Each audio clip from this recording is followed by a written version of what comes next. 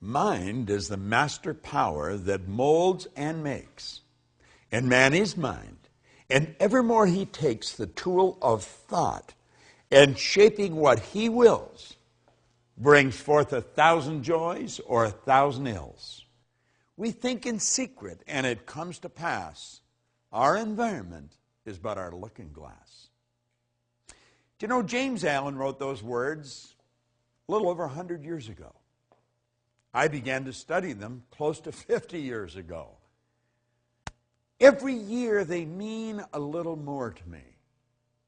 I want to talk to you here about the law of thinking. Thinking is a powerful force. It's been said that it's the most powerful force we're capable of.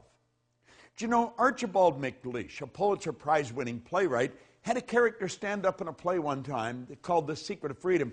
And the character says, the only thing about a man that is a man is his mind. Everything else you'll find in a pig or a horse. Do you know, it sounds like a funny line, but it's true. Everything else you will find in a pig or a horse. You see, the mind, it's the most powerful force in the world.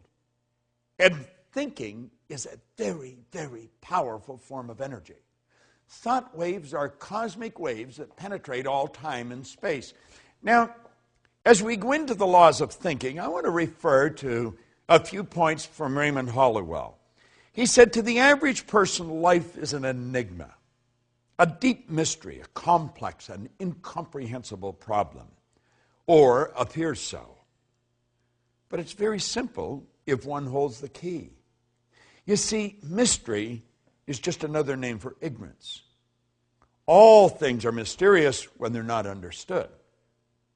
But when we understand life, it no longer appears mysterious. Do you know, until I was 26, life was a real mystery to me. It was an incomprehensible problem. And, of course, I had many problems. But then I began to study, and I began to study this information. And, you know, it took me a while, but as I started to adopt the concepts and adapt my mind to them, my life started to change. My problems started to sort of disappear. I started to earn a lot more money. I was living in a healthy body, very rarely ever being ill. I noticed that I started to attract different people into my life, more interesting people. You see, the truth was, I was just becoming a more interesting person. A person's interesting because they're interested. And you see, as we start thinking powerful thoughts, everything starts to happen.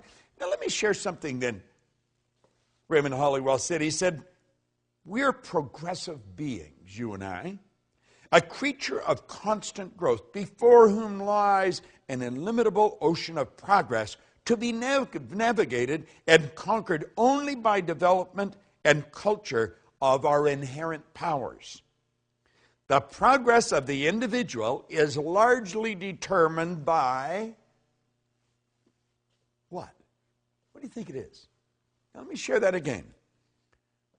The progress of the individual is largely determined by, it's a good question, isn't it? It's by his ruling mental state. Because the mind is the basic factor in governing power in the entire life. My life and your life, you see. Attention should be given to the predominant mental state, for it will regulate the action and direction of all one's forces, faculties, and powers, the sum total of which will inevitably determine many particular experiences and the personal fate. You see, the ruling state is like the CPU. You're familiar with your computer. Well, that's what the ruling state of the computer is. You see? The ruling state of mind is made up of various mental attitudes, which the individual adopts towards things, events, and life in general. If the attitudes are broad in mind, optimistic in tone, and true of life, his predominant mental state will correspond and exhibit a highly constructive and progressive tendency. Because almost all the forces of the personality function through the conscious mind in one way or another, And as the daily mental and physical acts are largely controlled by the conscious mind, it's obvious that the leading mental state must determine the direction which the powers of the individual must proceed. You see, the ruling mental state is everything. I know that you and I have been trained to believe that we've got to change what's going on out there. You know, we've got to fix this and fix that. And we have literally been programmed to live through our senses, to go by what we hear, see, smell, taste, or touch. But you know, there's been little thought given to our higher faculties: perception, the will, intuition, memory, reason, imagination. And see, they're all our inner faculties, and that's where it really happens. This is where it all begins, inside. You don't have to worry about changing what's going on out there. I don't care if it's your bank account or the health of your body. You're going to find the x-rays will show a different you. The bank account will show a different balance. And everything in life will begin to change as you take over the power of thought. Thought is a very, very powerful force. Let me share something that Raymond Hollywell says on thought. He says thought is a subtle element. Although it is invisible to the physical sight, it is an actual force of substance, as real as electricity, light, heat, water, or even stone. We are surrounded by a vast ocean of thought through which our thoughts pass like currents of electricity, or tiny streaks of light, or musical waves. You can flash your thoughts from pole to pole, completely around the world, many times in less than a single second. Now think of what he's saying. You can flash your thoughts right around the globe several times in less than a single second. Scientists tell us that thought is compared with the speed of light. They tell us our thoughts travel at the rate of 186,000 miles per second. We have a hard time comprehending that. He goes on to point out that our thought travels 930,000 times faster than the sound of our voice. No other force or power in the universe yet known is as great or as quick. It is a proven fact scientifically that the mind is a battery force, the greatest of any known element. You see, the thinker is like the computer processor. You know, when it's finely tuned, it really works fast. You can think, and what you think ultimately produces the results in your life. See, there's laws to thought. I'm going to tell you something that I've learned beyond a shadow of a doubt. The thoughts that you think and turn over to your emotional mind instantly, by law, control the vibratory rate of your body.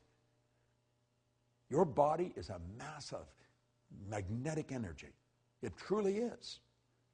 You know, if you put your body in front of an infrared television camera in a completely dark room, you just see it as a glistening, radiating, gleaming form. As a matter of fact, if you could hear it, it would be like a symphonic concert being played.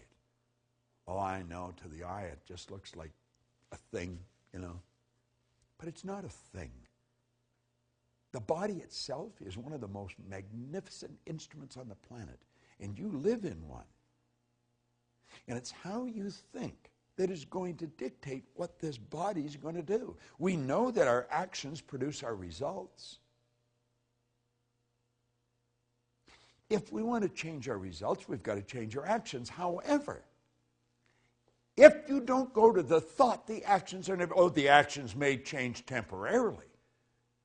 But believe me, the thoughts that you think repeatedly become fixed in your subconscious mind. And those thoughts are going to determine what happens in your life. Make no mistake about it. Now, play with this for a moment. We hear a lot about positive and negative attitudes or positive and negative thinking. Well, some think that we deal with two forces. That is, we attract the good and we must do away with the bad. You've heard that many times. We attract the good, we must do away with the bad. Well, that is not true. For example, if we are cold, we do not work with cold and heat alike in order to get warm. This is very simple processing that we're going through here, mental processing. We build a fire and we gather around the fire and we enjoy the heat that is extended from it and we become warm.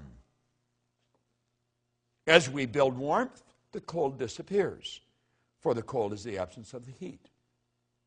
Just like dark is absence of the light. Let there be light. You see? To be warm, we give our whole thought to those things which tend to create warmth. We ignore the cold in thinking of heat and bring forth heat. Prosperity and poverty are not two things. They are merely two sides of one thing, the same thing. There is but one power. Rightly or wrongly used, we cannot think of plenty and then worry about the unfavorable conditions that may seem apparent. If you want to change the results in your life, and I'm just working on the premise that you do, or you wouldn't even be watching this film right now, give your thought to your mind. Give serious thought to this series of overviews that I'm doing on the laws that you're studying. You see, Huxley was right. He said the only corner of the universe that we can be certain of improving, it's our own self. That's all. You know, all those things we want to change outside are all a reflection of what's going on inside. Well, that may be a big idea for you right now, but as you study this for a week, a month, a year, and then come back and hear me say that, it's going to sound like a totally different statement. You choose your thoughts, and your thoughts create your life. You truly do become what you think about. There is a law of thinking. Make no mistake about it.